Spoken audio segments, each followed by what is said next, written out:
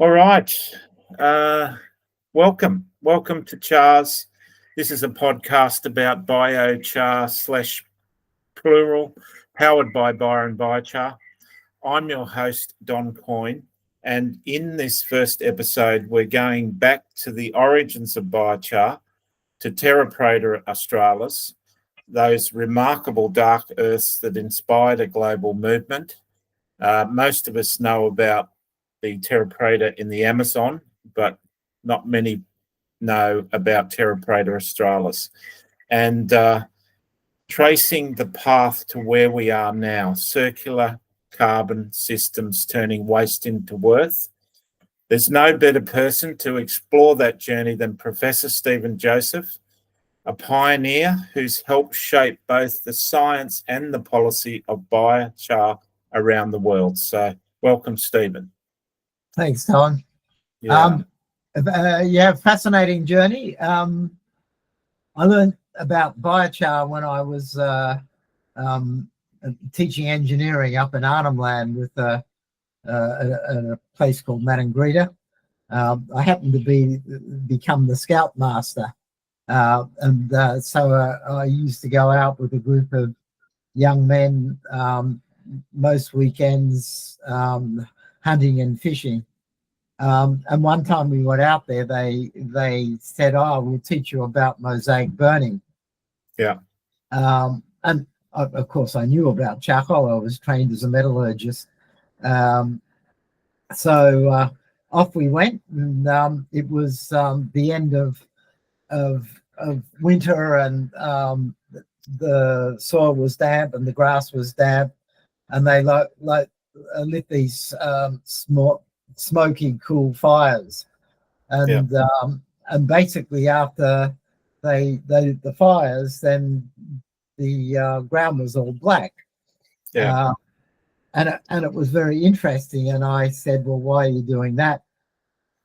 And they said, "Well, we need to do that, one, to help us with hunting, because what happened is after the ground had cooled, all of a sudden they get a whole lot of new shoots that had come up through the soil, and the animals had come to graze on those new shoots, and the indigenous people were in waiting, and of course it became easy to actually get food.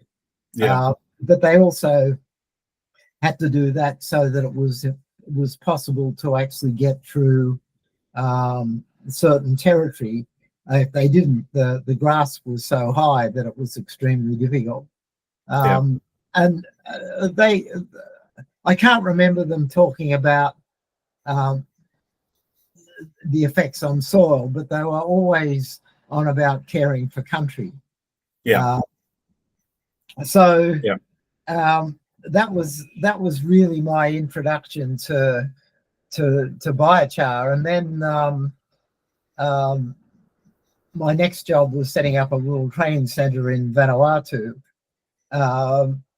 And cutting a very long story short, I was working with the local agricultural officer, and we were looking at sustainable agriculture. They were over-exploiting their resources, and the soil quality was getting worse, and so the yields were getting lower. So we were looking at making green liquid fertilizers with cow manure, because they didn't like handling the manure, but they would actually use a fermented product. And so I thought, well, let's put some charcoal in with it. And so I made my first biochar kiln. That was back in 1975, and we used the charcoal in agriculture, and we also used it for they wanted to learn how to do blacksmithing. So I used the biochar, the charcoal, when we wanted to make a little furnace and to heat the metal. And so we took old leaf springs from the cars that were broken, or the banks were broken, and of course we heated them up in the charcoal, and then had a hammer and turned them into bush knives. So that was my second foray into Biochar. biochar. Yeah. And then I ended up going to England and working for an organization called Intermedia Technology Development Group. And I was in charge of their bioenergy program. And it was very interesting. We looked at various places where they used agricultural residues to fire brick kilns and pottery and various other things. And then it became quite clear that these kilns were not very efficient and they produced a large amount of biochar. And the farmers would actually go and collect the biochar and take it to their fields. In some cases, they actually sold it. And when I quizzed the farmers on why they were doing this, they basically said, well, it increased their yields by up to 30%. Yeah. So Okay. it was quite obvious that the biochar was a real traditional practice. Yeah.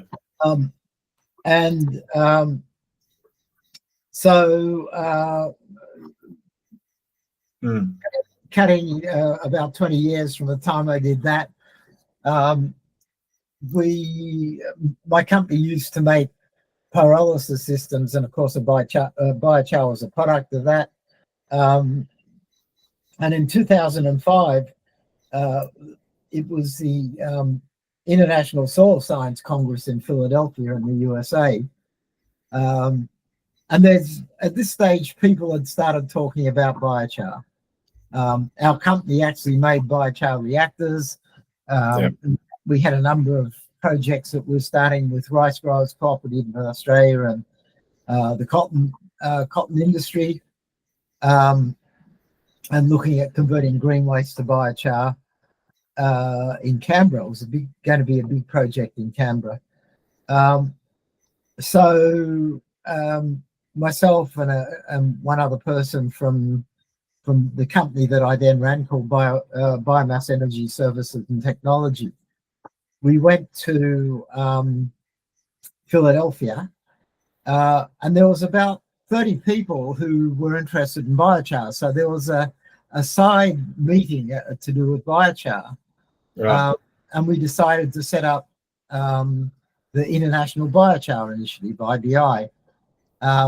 And of course, the person who was at the forefront was Johannes Lehmann, who'd done the major work looking at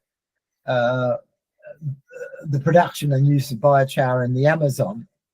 Everybody knows Terra Preta soils. Yeah. So I got involved with Johannes in terms of doing characterization of these soils and looking at the biochar in the soil. Yeah. Same time, there was a hint that Indigenous people in some areas in Australia were farmers and made similar sorts of terra preta to those in the Amazon. And it turned out that there was an anthropologist who actually wrote about this. And Lucas Van Sweeten and one of my collaborators, Adriana Downey, who was doing a PhD at that time, went down and down to the Murray, where there was known areas of dark earth. Anyway, they dug a big trench and they took some soil samples, and lo and behold, the soils down on the Murray were very, very similar to those in the Amazon. So that's sort of the origin of when I think it was Adriana who termed it Terra Preta Australis. So one of the things that we've always known is that the use of pyrolyzed biomass is a very old technology. And it's just that we'd forgotten about it after the Second World War, when people started focusing on chemical fertilizers and all sorts of manufactured products for animal feed.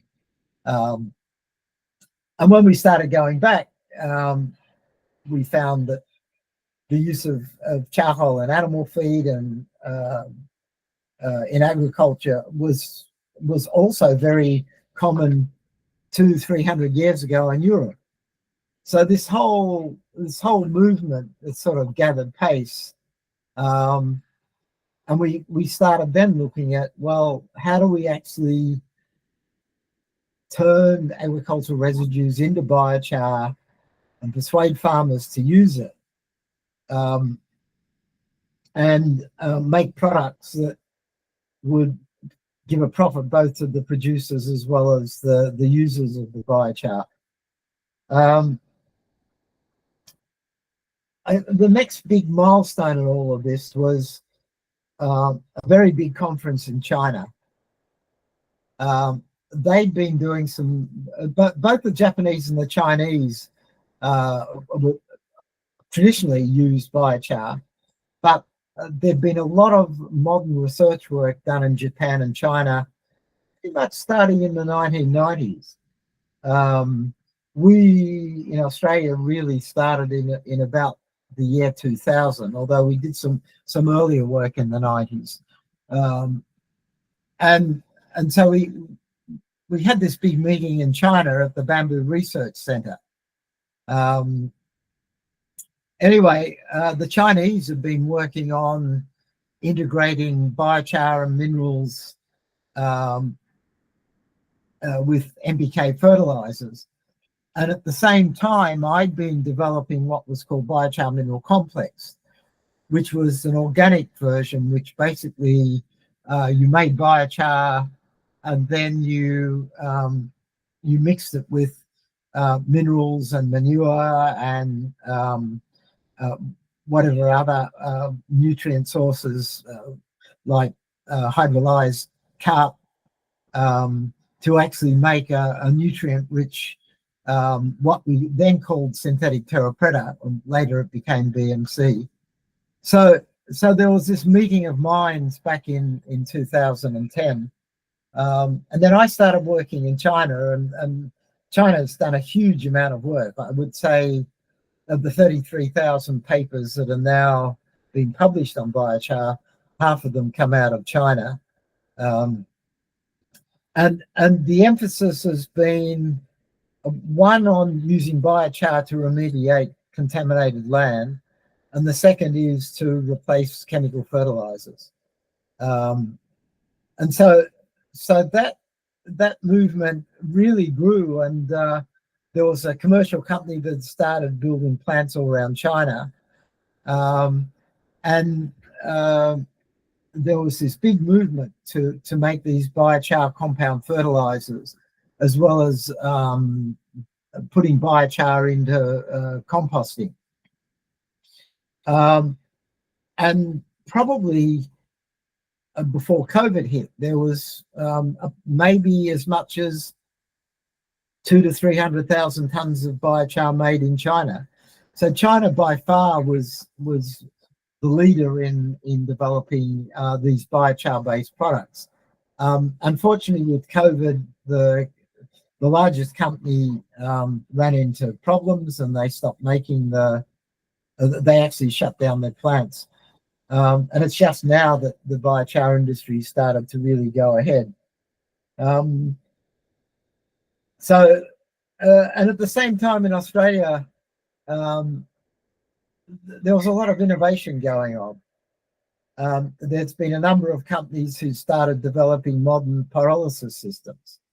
There were companies that started looking at how to integrate biochar production with waste management and the circular economy. So we found a company called Carbon Powered Minerals. They started up in Tamworth. They were took one of my designs, an open source pyrolyzer, and they were manufacturing in China and they've sold around the world. Plus, they have a plant up in Tamworth. You had another group called Earth Systems down in Victoria. They produce a batch reactor and a continuous reactor, and they've been producing biochar at a waste management site. We had another company called Biochar, and they were putting machines both in Australia and overseas. So there was a lot of movement. And then Frank Street down in Tasmania started making these cone kilns that we call contikis. And so more and more people started to realize that with 60 to 100 million tons of waste biomass that's in Australia, we could actually start making products. The other area that got a lot of traction was looking at feeding animals with biochar. So we have probably 5 companies now that are making biochar that are sold for animals. And there's been some great work showing how it improves health and both of the animals and increases pasture productivity. And we're slowly working through coming up with a biochar not only that improves weight gain and health of the animals and pasture, but also reduces the methane from animals. That's been a bit of a much harder task. The earlier work basically didn't show any benefits, although the latest studies are really very promising. So you get this, the whole gamut of biochar for soil remediation, biochar to replace chemical fertilizers, biochar to improve composting. Some people are using biochar in vermicomposting situations. And so the next big milestone for me was, of course, the formation of the Australian New Zealand Biochar Initiative, which became the Biochar Industries Group, and really to start educating people. Don was involved in one of the early workshops that we had up in Byron Bay. There were various workshops around New South Wales, but what we started doing is trying to establish these workshops to get the message out. And this led to people saying, well, there's all these academic papers, but we don't have a guide for helping us. And Anthony raised some money, and we ended up writing a farmer's manual. Well, it's a farmer's guide, actually, which you can buy at a very reasonable price off the ANSPIG website. I'll do the big promotion. And Paul Taylor, my colleague, and I, well, we've been putting together the farmer's guide for about, 10 years before we actually started really writing it seriously. And that's spurned a lot more discussion on how do we get biochar up and running in rural areas within small groups, as well as in commercial situations, whether they be on farm or in waste management sites. I guess the other thing that was a big change, probably 2 or 3 years before COVID, is people started looking at using biochar to reduce embedded greenhouse gases in concrete and in roads. I was involved in doing some research work. Various universities were doing that. There was some work over in Western Australia putting biochar into asphalt. And that work has progressed really well. There are now companies that are actually integrating biochar into basically restoring degraded roads. There's a couple of companies that are starting to put biochar into concrete and cement. Worldwide, there's a lot of interest. A lot of investment capital has gone into the USA, into biochar, into asphalt. There's other people that are, well, what they call biocarbons. They're looking at converting woody weeds into basically what I call charcoal and using them to replace coal in blast furnaces and cement kilns. Work been doing, turning biochar into components for batteries, as fillers in plastic. And so the industry's really developed. It's quite amazing how it's changed. The other area which is I think is a real breakthrough is looking at liquid biochar fertilizers and amendments. One of the things that we've struggled with is the concept of trying to get a powder that's wet and putting it into the ground. And farmers are reluctant to do this. You can pelletize it or you can granulate it, but that's quite expensive. The other thing that we found by making liquid biochar fertilizers is they work better. So that's starting to take off. And the beauty of using liquids is that you don't need a lot of the biochar to actually get a response. And one of the big problems in the biochar industry is people said, oh, you need to put 10 or 20 tons a hectare to get a response. Now, biochar's costing on average about $800 a ton. So if you tell a farmer to put $8,000 of biochar on his broadacre farm, he's going to laugh at you because he can't make a profit with that sort of price. I mean, you can if you've got high value crops like avocados, but for the majority of agriculture, maximum that people farmers are prepared to put on is about 2 tons a hectare. So what we've been doing is finding ways of putting 100 kilos a hectare in, or 200 kilos a hectare. And so there's been some exciting work being done by New South Wales DPI.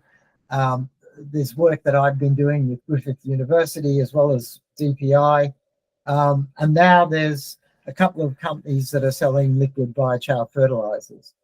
So that's interesting. The other area that is something that I started was to look at using biochar integrated with solar PV farms.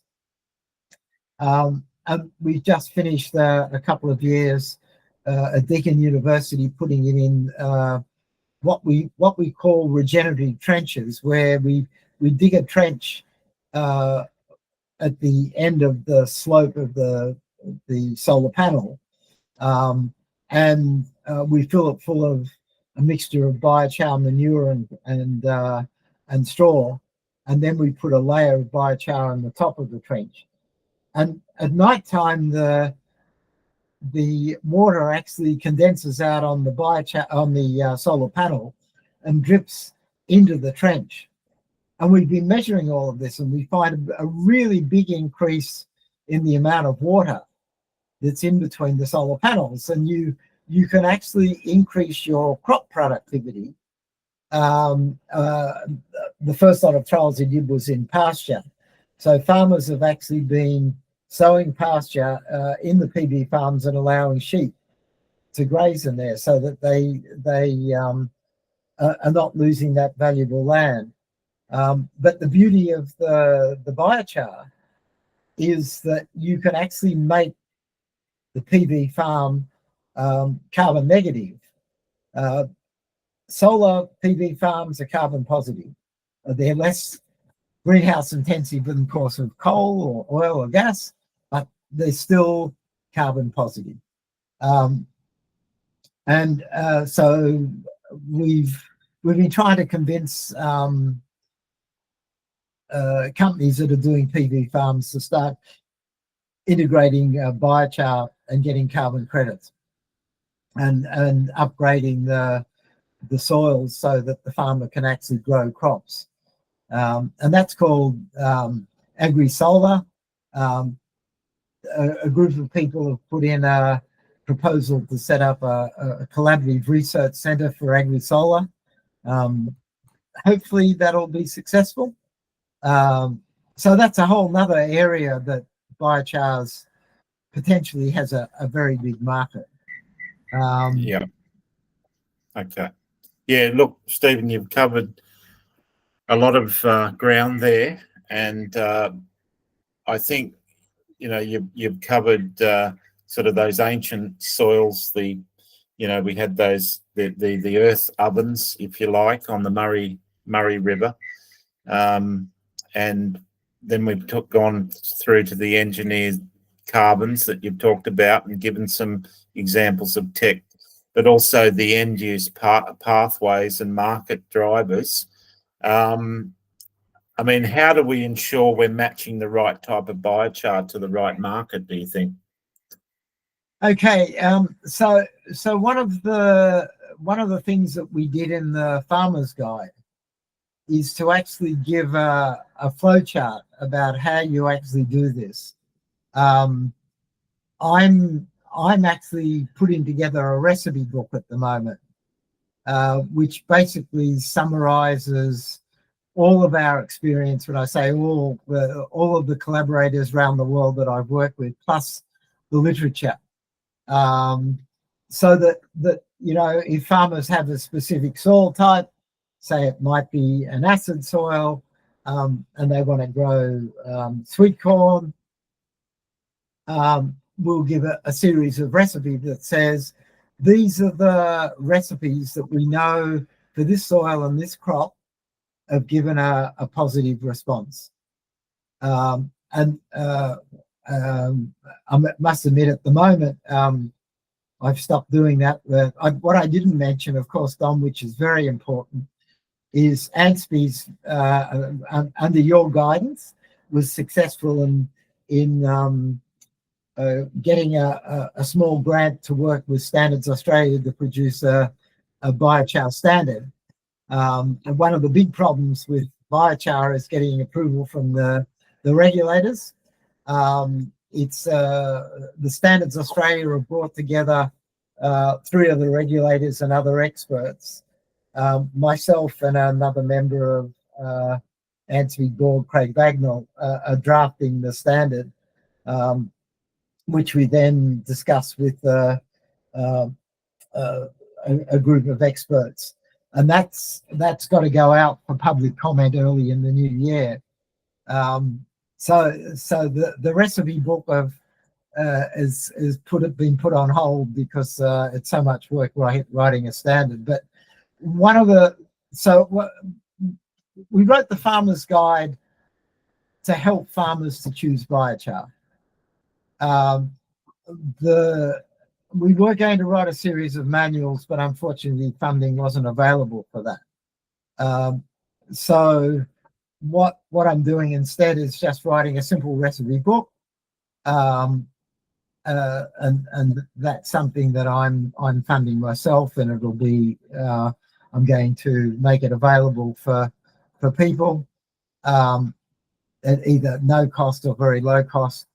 But it's a precursor to when ANSPI can actually get funding to write a series of manuals, which is a big job. It's not a small job to write a manual, and those manuals will be very specific on different applications and different soils and different plants. So we think that the recipe book will dovetail nicely into the series of manuals. At the same time, we're trying to get a common set of training materials and that's there's a working group within ANSPI doing that. And once that's all together, we're going to hold a workshop called the Training of Trainers Workshops. So what we're trying to do now is to train enough people in all of the states in Australia who can then go out and start spreading the word about biochar. I mean, our biggest problem is that we have not been successful in getting government funding.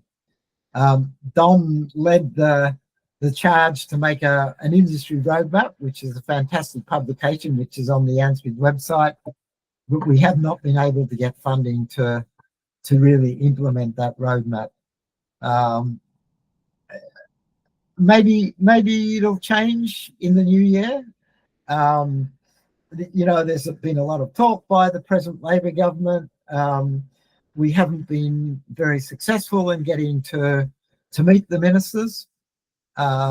Maybe that'll improve next year. We're going to have a big push to do that. But I think, the key is education, training,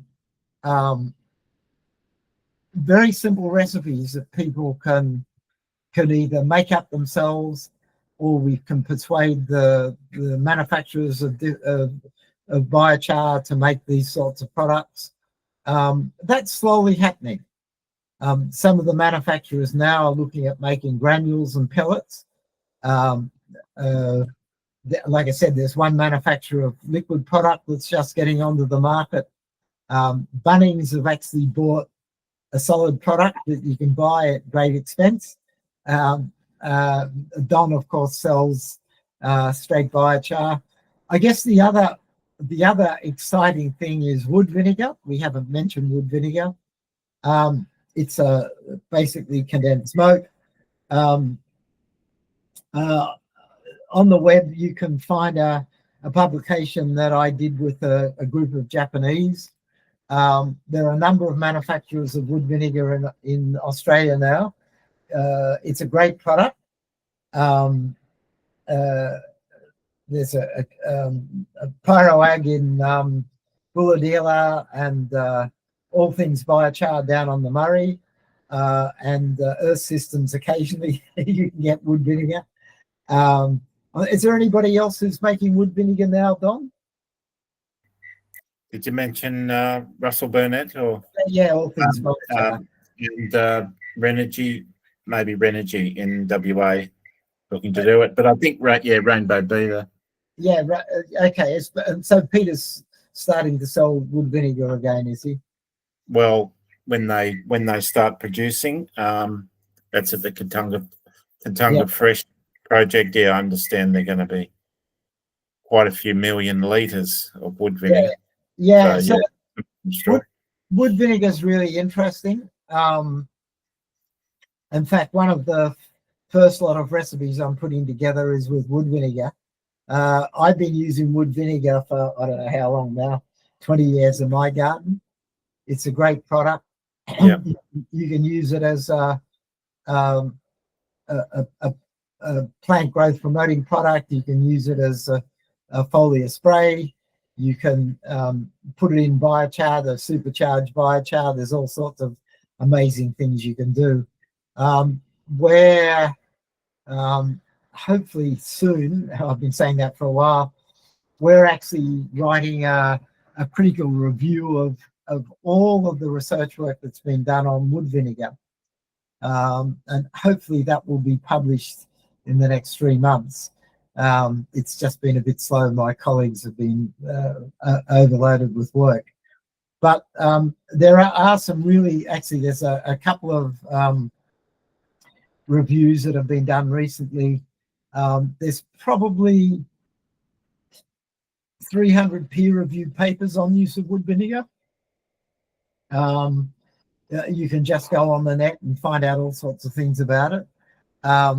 Like I said, when I get over writing the draft of the standard, that's one of the first things is a recipe book on wood vinegar. And I think that'll be very useful for people to have. But yeah, it's an amazing product. Yeah. So, Stephen, just for, growers, councils or manufacturers curious about biochar or wood vinegar, where should they start? What kind of trials or pilot projects make sense for first adopters? I was the CEO of a biochar fertilizer company. Yeah. And for 3 years, it was set up by Silicon Valley venture capitalists.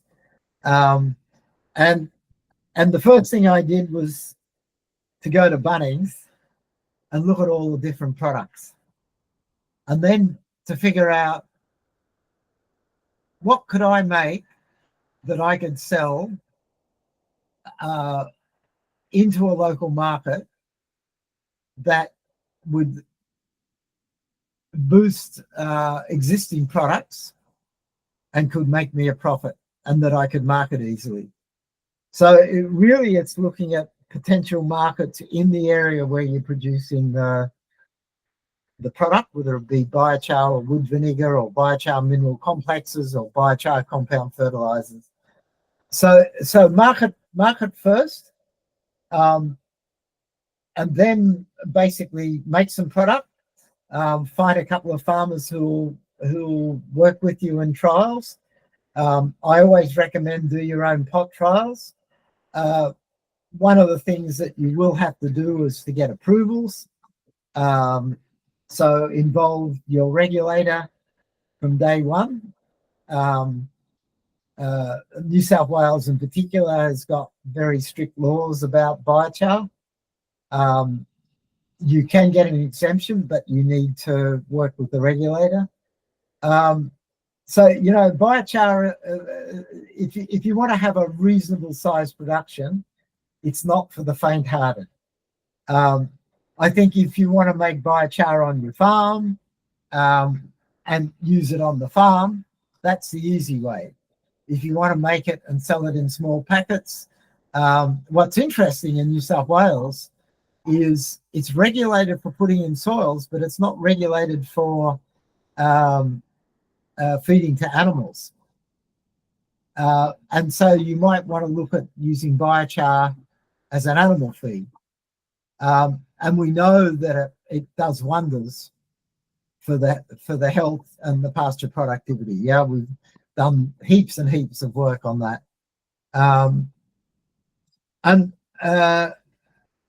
So that's another area. The fascinating thing about feeding to animals is that you actually activate the biochar and load it full of nutrients and minerals in the animal gut. And then if you've got dung beetles, the dung beetles will take it into the soil, and within 3 years you can have a pasture productivity going from 25% to 95%.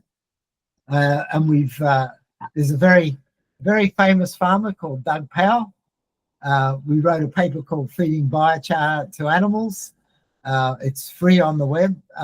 Doug's done various land care, landline, and there's YouTube. BBC, yeah. It's been BBC articles, yeah. Yeah, BBC. So go have a look at that.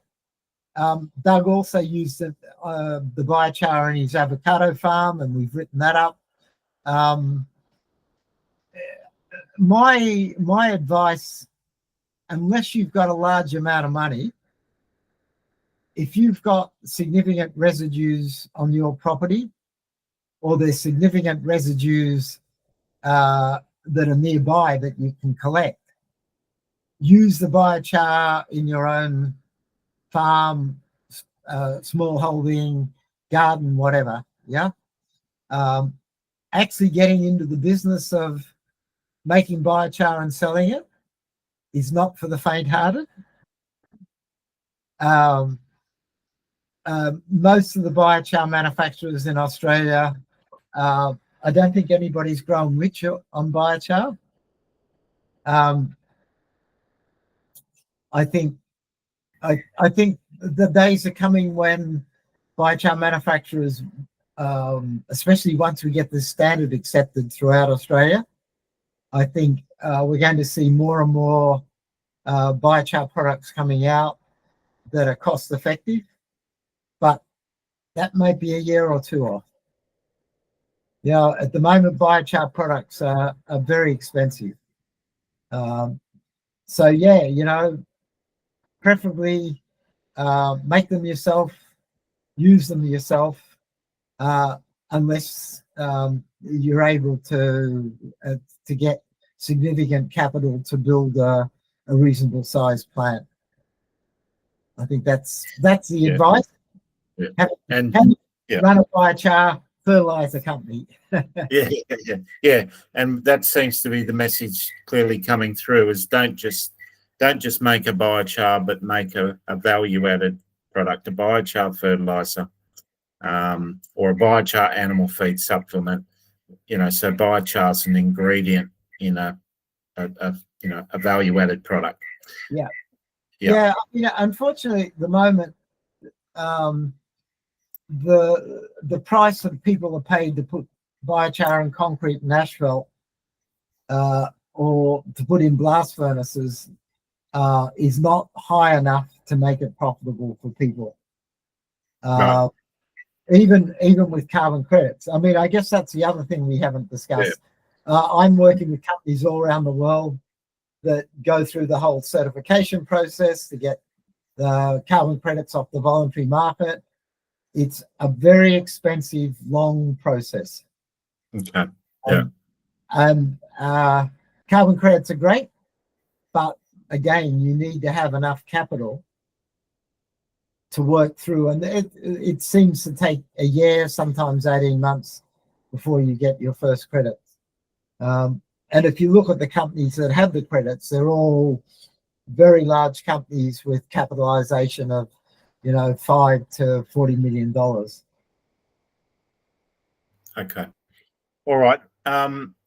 Any final comments, Stephen? Have you got any message for our policymakers about balancing innovation and environmental safeguards?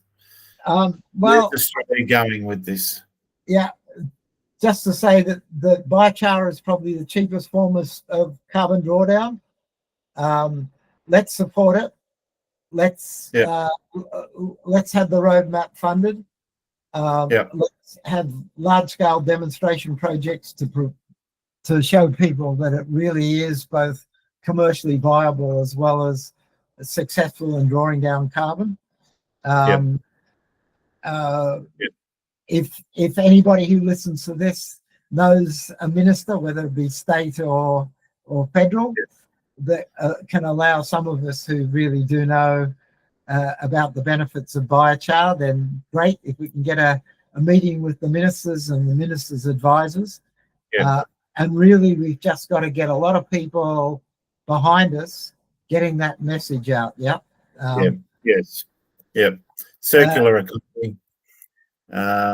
We've got all this biomass that gets burnt and landfill every year, and it's driving emissions in Australia. It's a waste of very valuable resources. So it really is a great story, and the First Nations people started it all. They used all the local resources. And we're working with First Nations people, especially integrating biochar production with cultural burning, and caring for country. And I think that's another initiative that we haven't got funded, but we would like to get funded.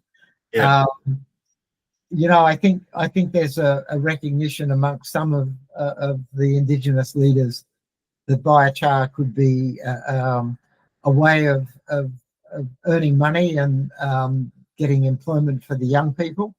A lot to do, not enough people and not enough money to do it. And unfortunately, a lot of us who have been pioneers in this are over 70. So we don't quite have as much fire in the belly as the younger people. And we need more young people coming in and learning the skills from people like us who've been doing it for 40 to 50 years. Yep. And really taking over, you know, it's next generation. Yeah. I've turned 75, and I'm aware that I'm on the slippery slope, and I'm doing my best to pass on my knowledge, but we need young people to come forward to take over the crusade. Yes, for sure. Yeah. So I'm sure that's going to happen, that new wave, and yeah, we're you know, on the giants of shoulders, as they say. We're piggybacking on all the pioneer work that you've done and others have done there, Stephen. So I want to thank you so much for setting the foundation for Chars. You've reminded us that the story of Biochar is really about connection between ancient wisdom and modern innovation, between waste and worth, between science and community. And for more stories like this, please visit byronbiochar.com.au or subscribe on Spotify and YouTube. And until next time, keep turning carbon into opportunity. So thanks very much, and we'll see you on the next episode of Chars. Bye. Bye.